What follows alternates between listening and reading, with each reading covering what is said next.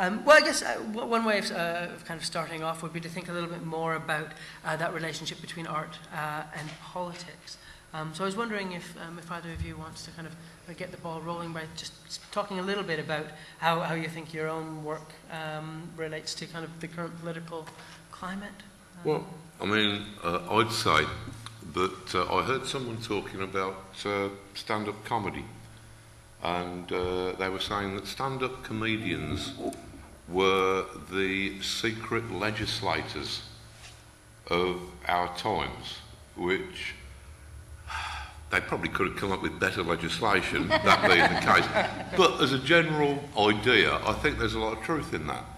And I think that it doesn't just apply to stand-up comedy, I think that it applies to art in general.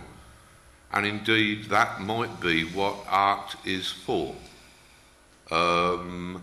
Or art is for many things, but it may be that we need art to constantly keep commenting upon our own cultural progress, upon our own emotional or intellectual progress.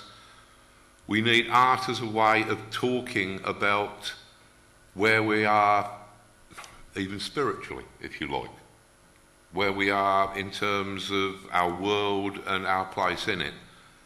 That is probably what keeps culture moving forwards. I'm not sure where the Brit art movement actually fits into that, but it was a pretty compelling theory until I got to that bit.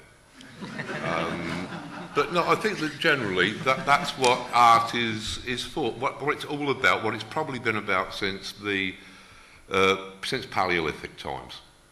That it's a way of revising our ideas about ourselves and thus keeping them moving, you know, so at least. I think one of the problems with the modern Brit art movement and everything that is kind of promoted by big businesses, that doesn't serve the needs of actually moving culture forward, because it's a marriage between, you know, profit-based instincts and people who want to join profit-based instincts. So you're not going to get the truth, because the truth kind of stands alone. It's not the job of the artist to be rich, it's the job of the artist to look at what's going on and to be truthful. Sometimes you can get rewarded for that, but that shouldn't be the reason you do it. And also I think, well, I don't know, I could go on all evening about what I think of the modern Brit artists who don't know anatomy and can't stretch their own canvases, can't build their own sculptures, can't even draw even the most simple pictures, and have no ideas whatsoever. And we have a very dear friend, Brian Catling, who's a very gifted sculptor. And he has students who come to him. He says, if they wanted anything, I would help them build anything. But they come to me and they say, make me rich. Introduce me to Tracy Emin. Introduce me to Charles Saatchi. You know, they're not talking about ideas anymore. They're not talking about how do I discuss through my art my feelings about how we are imprisoned by the media, how we are imprisoned by the fears that we have to deal with, the governmental issues that are going on in the world, our lacks of freedom, you know, the enforced idea of young people being thrown into war and coming back in pieces. How do I look at the serious issues of being alive? You know, we don't get paid for that. It is a calling, it is not a high-paying job. Yeah, I'd agree with everything that Melinda's just said, and I'd also say that the thing that, I mean, that this all hinges upon Charles Saatchi is kind of emblematic, really, isn't it? I mean, he first came to our attention when he was selling us Margaret Thatcher, and it's just kind of gone downhill from there, really, hasn't it?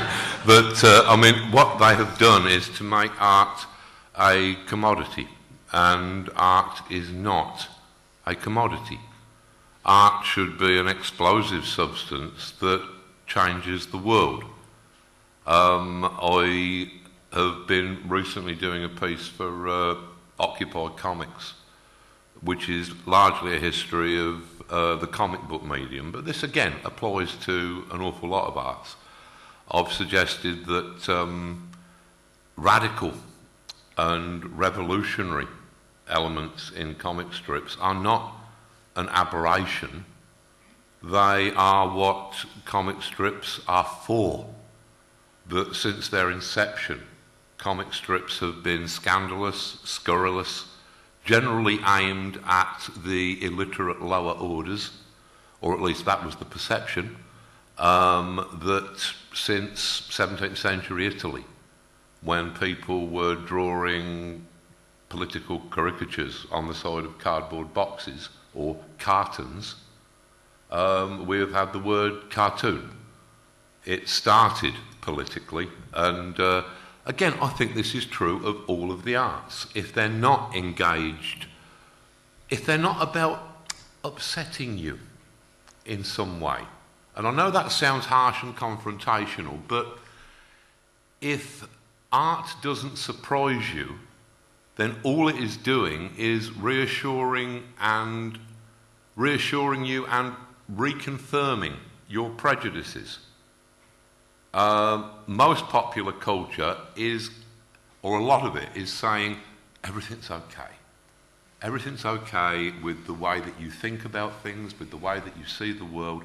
Everything's okay. Isn't it nice? Look, a butterfly. Whereas what art should do is, it's a way of talking without language. It's a way of speaking almost directly, heart to heart, mind to mind. That it's a way of combating loneliness. That all of us can think that we are isolated, that, oh, it's only me who thinks these things, it's only me who feels these things, it's only me who has ideas like that, there must be something wrong with me. Then you see a piece of art and it makes you less alone. It makes you realise, hey, somebody else had that idea which I almost had but couldn't express that well, or it's a thing that connects human beings. That's what art's for. It's not there as a commodity and something to bring in huge amounts of money that are as inflated as most football players' wages. It's a similar thing, and that's not what art is for. Yeah, I mean, it's I guess one of the things about comics